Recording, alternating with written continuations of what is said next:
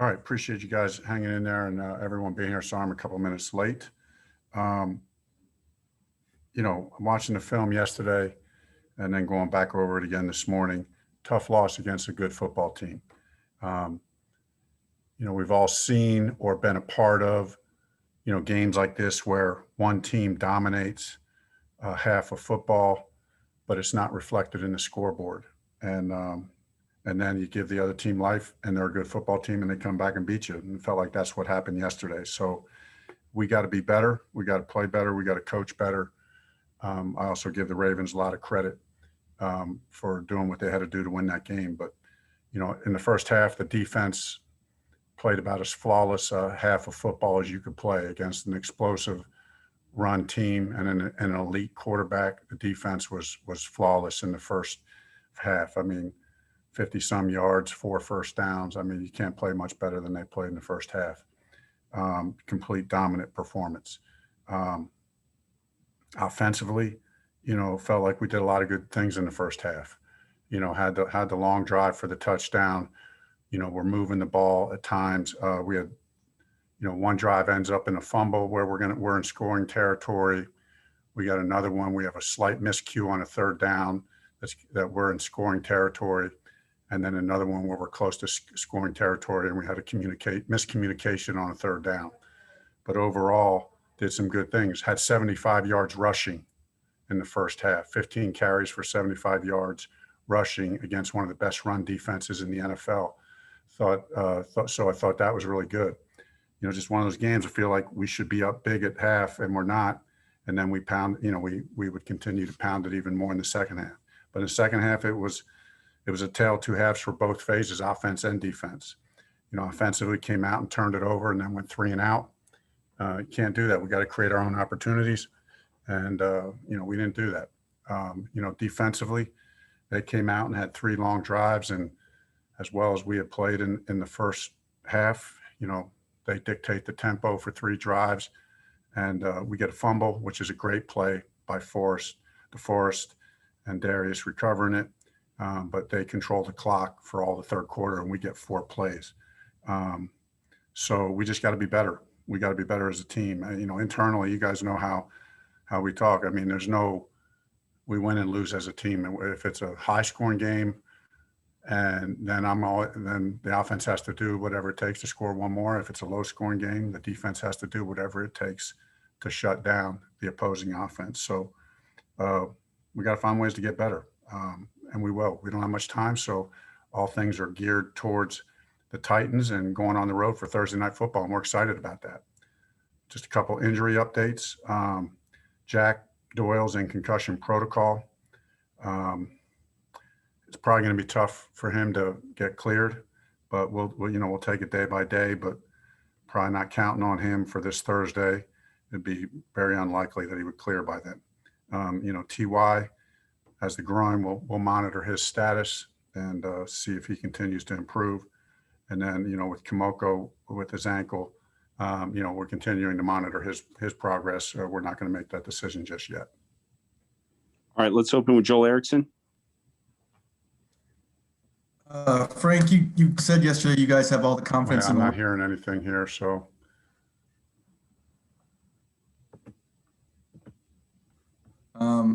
I don't know. Can you hear me? Okay, try it again. Can you hear me? Yep. Okay. You said you had all the confidence in the world in Jonathan Taylor yesterday, but he's only had 1 carry in the second half each of the last 2 games. Why does the leash seem to be so short on him? Well, yesterday we had 15 carries in the first half and 6 in the second. So that as far as yesterday, that's just the way it rolled. The game before the Detroit game, it was more because Jordan had the hot hand.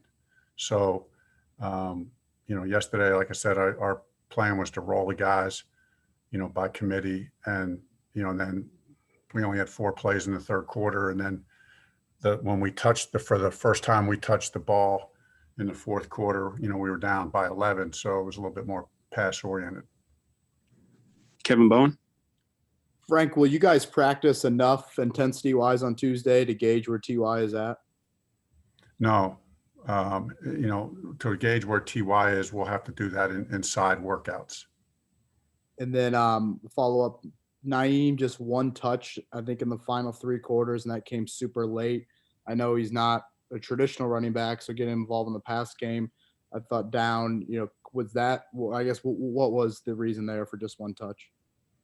Yeah, the ball we design plays to go to Naheem, and he's in the game plan every week, and sometimes they play a different coverage or you got to get different look, and you got to go where the progression takes you. After him coming off a game like he just had, it's usually what happens is they pay attention to you a little bit more the next week. And so the second part B of that answer is, I thought we effectively used DeMichael Harris in a role that sometimes Naheem plays. So it's to our advantage as an offense when we can have more than one guy play the same role. I think that can do a good job of keeping teams off balance for those kind of plays that we like to get. Now, it could be unfortunate for Naheem. He wants all those plays, but, and we think he's a great player and we'll continue to feature him. But I also know that I've just experienced it over the years. Guy comes off a game like he just did and teams gear up for you. And so you spread it around and complement it in other ways. Zach Kiefer? Lack of the big play, the deep down the field, it just hasn't been consistent this season for you guys. You've tried it, and it didn't look like they were in sync at all yesterday on those shots. What is the reason behind that? Well, I would say this, naturally, we didn't hit as many down the field passes yesterday. They played a little bit more cover 2 than they had shown against other teams. I think that was out of respect for Phillip and respect for our passing game. Knowing that we're good. I would probably slightly disagree, Zach, that, when we talk about chunks, if you look at Phillip's yards per attempt, it's up there pretty high for the year. And at least from my vantage point, that's a pretty important stat. So I think we've been getting chunk plays, maybe not as many 50, 60 yarders just running by guys, but I think we've been able to create and execute 20 and 25 yard plays that have led to Phillip having a high yards per attempt.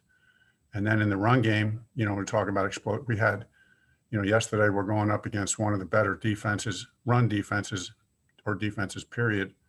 And we have 5 explosive runs. That's the most we've had in the game all season. Jim Aiello? Yeah, Frank, you kind of mentioned yesterday and talking in terms of over the headset with Coach Rathman and how the running back cycling through works. Is he the one that kind of makes the calls? I know you said you have plays designed for each guy, but does he make the call on who goes in throughout the game, or how does that work? Yeah. Besides for the first 15 to 20 plays, that I script out, I put the backs in on those plays. I decide. Now I'll talk to those guys, and I'll say, hey, here's what I'm thinking. And, we'll circle up and go through that.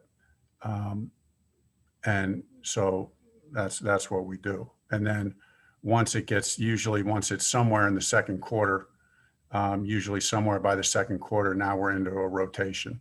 And there's times where I'll say, hey, get Jonathan in for this play, or get Jordan in for this play, or get Naheem in for this play. But other than that, it's Coach Rathman, using his 30 years of experience of coaching running backs and having a feel for his guys, and he knowing intimately what we're trying to do in the offense, in our run game, with who we think runs what plays well. Probably much like anybody in their jobs, I trust him to get the guys in, and we've talked it all through. But as far as in-game management, that's the best way. That's the most efficient way for it to be done. Ken Sterling? Hey, Coach, when you only get 4 plays in the first 18 minutes of the second half, how much more difficult does it make it for you to call plays offensively? It's hard, but we got to create our own opportunities. It simply was not good enough on offense, not good enough by me, not good enough by our offensive coaches, not good enough by, the offensive players. So, Yeah, I mean, as a play caller, it like when we came out in the game to start the game, it felt a lot of rhythm. You know, it felt like, man, we were dialing up things and creating chunk plays in the run game, and had a few in the pass game, moved the ball. You know, felt like we were rolling. But then, you know, when you turn it over and then go 3 and out, you know, it's hard to get in the rhythm, and that's not on any one person. You know, that's not on the off. It's on all of us, and it's on all of us. We got to stop them on defense. We got to create our own opportunities on offense, and you know, and you go through. It's a game. I mean, that's going to happen. You're going to have 3 and outs. You're going to have some 3 and outs, and you got to be able to survive that. You got to be able to survive some 3 and outs that happen in every game almost. And you know, and the defense, you got to we have to understand that every now and then the opposing offense is going to have a couple long drives. We got to be a good enough team in all 3 phases to survive those things. And yesterday we weren't. Okay, 2 more, Mike Wells. Hey Frank, now that you've been around the Forest for half a season and, you know, obviously the off season, what has impressed you the most on what he has brought on the field and inside the locker room for you guys? On the field, he's a complete player. He plays the run, he plays the pass, he gives relentless effort. He makes big time plays. He's a complete player. He's a game wrecker. You know, maybe the sack numbers aren't adding up like some people, but I'm just telling you, this guy's impacting the game. He's impacting the game. He's getting double teamed. They know where he's at all times. You talk to coaches after the game, they're telling you that. So, and then he's a great leader off the field.